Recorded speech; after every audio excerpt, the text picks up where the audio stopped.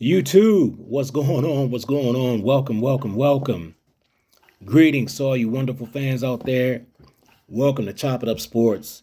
I'm your man, T-Time. In this video, we're going to chop it up about how the Indiana Fever are exposing all the false narratives that was said about them from the media and through content creators right here on YouTube. Let's go ahead and chop it up. So the WNBA season is about to start tomorrow. It kicks off with the preseason, and the Indiana Fever and their marketing team have come into 2025 with a blistering campaign, displaying confidence, bravado, and letting it be known that they have the strongest fan base in the W, and that this year they will not sit back and be silent concerning the foolery. We all know what was said last year. Man, the Fever, man, they got their fan base is toxic. It's not good for the league. Kelsey Mitchell, nah, she ain't gonna go back to the Fever. Why would she? Who wants to play in Indiana? They're not for the culture. Their black fans, man, they're a bunch of coons, sandboats. Their white fans, as some would say, the pink people, Klansmen. Let's not forget Cheryl Swoops insinuated that she knew Fever players, that on the inside they really don't want to be there. They don't want to be there, etc., etc., etc. So what do the Indiana Fever do? The offseason, they overhauled their entire front office and their coaching staff. They bring back the player that y'all said don't want to play in Indiana. The fans don't love her, you know. She gets secondhand compliments, Kelsey Mitchell. They signed Wnba. They trade for Natasha Howard and acquire Sophie Cunningham. And then they signed Sydney Colson. And then their campaign is fiery. And they're letting the world know. Now you know. Now you know. So what happened last year to bring about these false narratives about the Fever? When you really look at it, when you pull back the covers and you peek, man, all the things that was said about the Fever was really going on in all these other organizations. Chicago, the Fever's rival per se, right? Nothing but drama in their locker room. You know, their coach was let go. You know, the players at the end of the season were saying their fans were after their necks. We know what happened in Las Vegas with the De'Erica Hamby situation. You know, she's playing with the Sparks and they go on the road to Vegas to play. Their fans were booing De'Erica Hamby because they know about the situation, but they were booing her. Booing her, and her kids and her family were out there in the stands. We know what happened in Seattle, right? The coaches were accused of bullying certain players or the players, right? And the thing about it is, one of their players, Wnba, is the president of the Players Union. Now, there were no outside sources to come in to investigate the matter, but the WNBA Players Union had their people to come in and investigate, and lo and behold, they came back with zero findings. Go figure.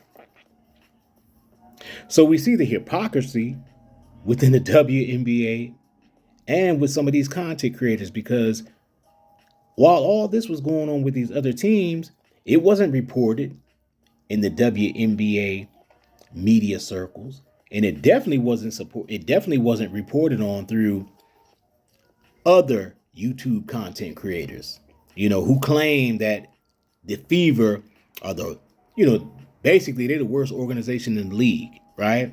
It was crickets. It was silent. But it's all good because from what has been seen, it seems like the Indiana Fever are everything but. It seems like they're a top-notch organization.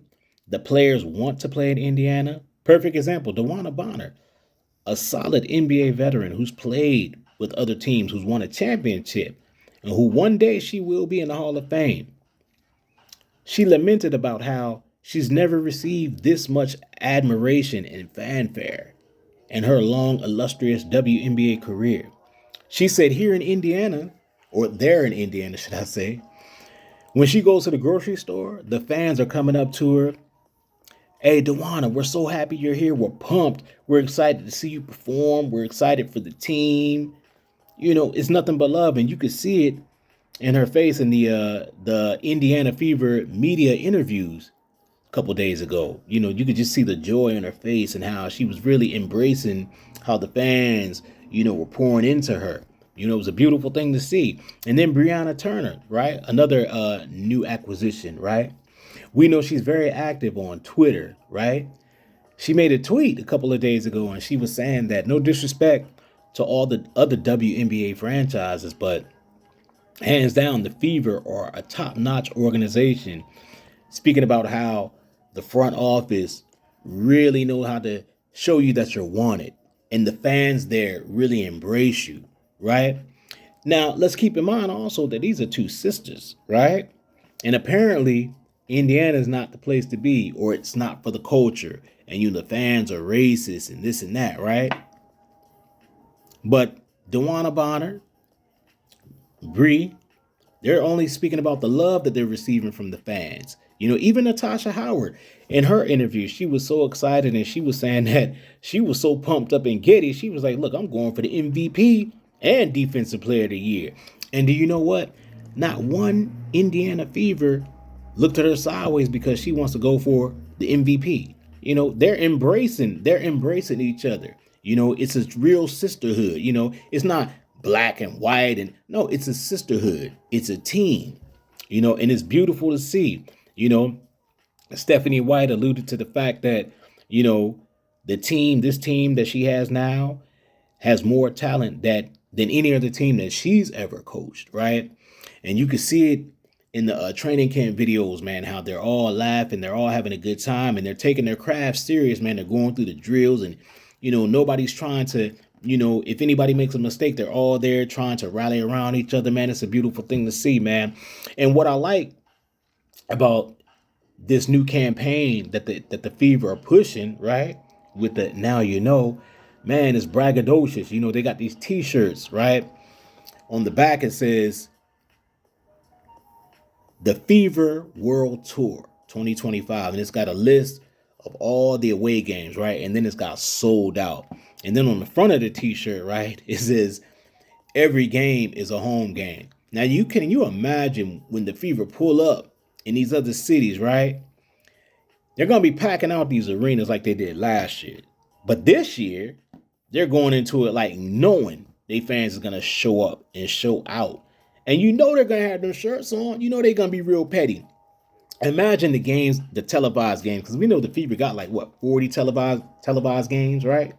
So, the cameras will be shooting up in the crowds, man. And can you imagine seeing all the sea of red, right?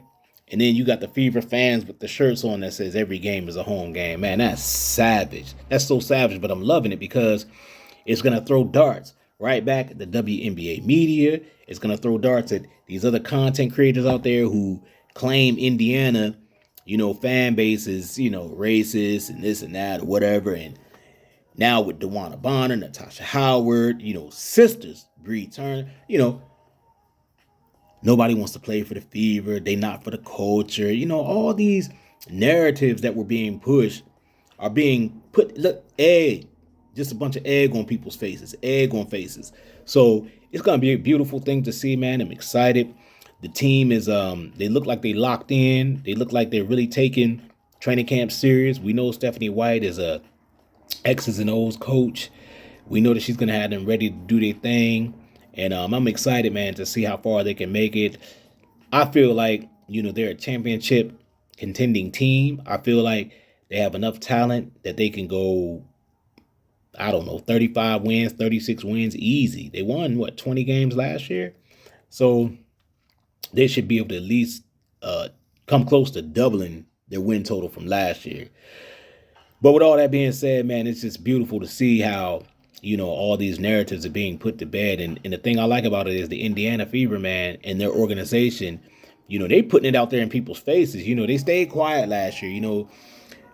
The coaches, the front office, they never really, you know, they never fought back last year. They didn't say anything. All these accusations and all these things were being thrown at them and their fan base, and they never really said anything. They were quiet. But this year they coming out, man. They got the t-shirts. They letting you know, yeah, now we here.